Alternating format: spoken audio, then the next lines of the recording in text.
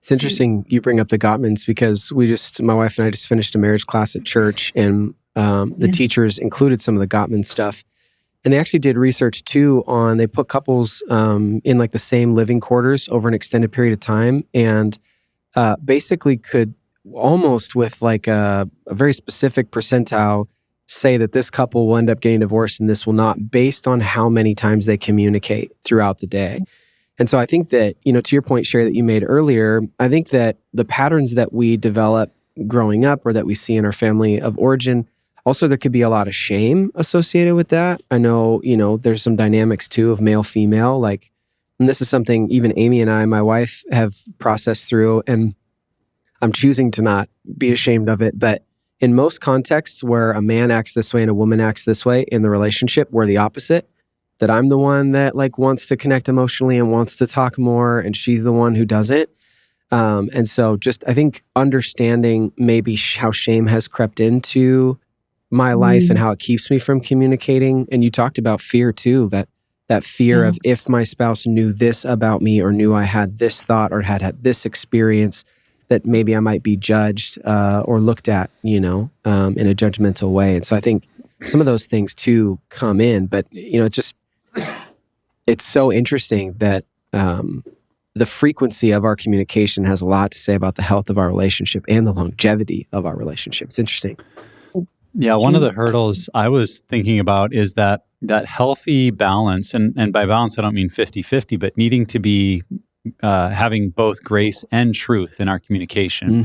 And how I think many of us will lean towards one or the other. And if we're all grace, we're not really saying what we feel. It's always like, oh, that's fine, or it's no big deal, or I'm not going to say anything, or, oh, no, I'm fine. It's all, I'm just trying to keep things positive and happy. And we might think of that as more grace. And then, truth is just always saying what we feel, being direct, getting right to the point.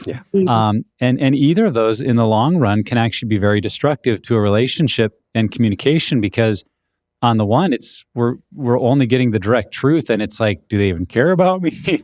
Is there any compassion? Do we connect? And if it's all grace, it's like, well, what are they really thinking? And I feel like there's some passive aggressiveness, and so it's that battle of how do I learn to speak fully the truth of what I'm feeling, but do it in a way that is fully gracious. Yeah. Something else Gottman talks about is that gracious startup, that gentle startup, and how important that if we are speaking truth, whether something we need to share about ourselves or we need to point out that's happening or a hurt that's occurred, the gentle startup that's gracious and affirming and, somehow creating connection creates an opportunity for truth to be told in a better way. Yeah. And so I think all of us, like I mentioned, we tend to lean more one to the other, and that becomes a hurdle because we just see it if you're a truth teller, you're like, well, why would I dance around the topic? Let's just get to it. And the other person's like, well, why would you be so rude? You need to be more kind and great.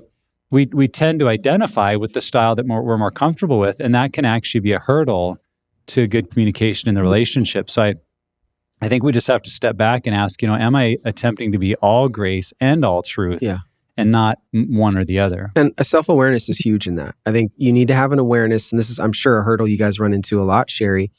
And I know my wife and I at times too, where if we don't understand the communication style of our spouse and we also don't have self-awareness, as many people who've listened to the show know, I'm a verbal processor. My wife has learned this. And so there are times where she knows just to kind of sit back, put a blanket over her and just listen, and that's okay. But we need to have that awareness of both our spouse and us in order to address maybe some unhealthy patterns. Well, one of the ways that Tyler and I work with that, and he's really good at coming up with these little techniques that we use. He and I am that verbal processor, okay, and he's not.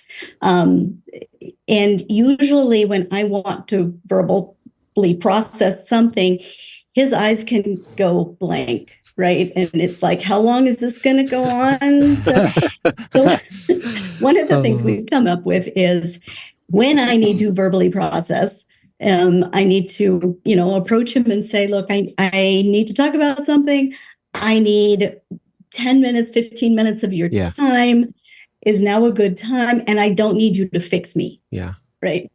I just need to talk. Yeah. And that can really relax him and allow him to really be much more present in that conversation. Yeah, that's good. Making a plan for it.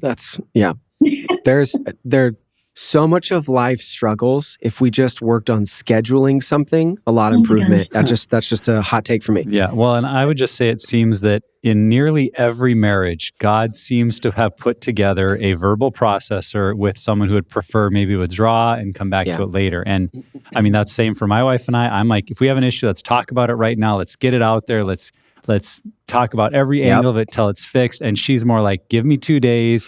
And if I'm still thinking about it, maybe I'll come back to it. And it's like, that's been our tension. And I just hear that over and over. So to say to you as our listeners, if you're in that, that's not like a you and your spouse problem. Like that's a marriage problem that almost everybody has to some degree. And so if you can see like, oh, this is normal, that one of us would rather do this and the other would rather not. Okay, how do we come up with tools or little tricks that work for us to find a healthy place of compromise? Yeah, totally.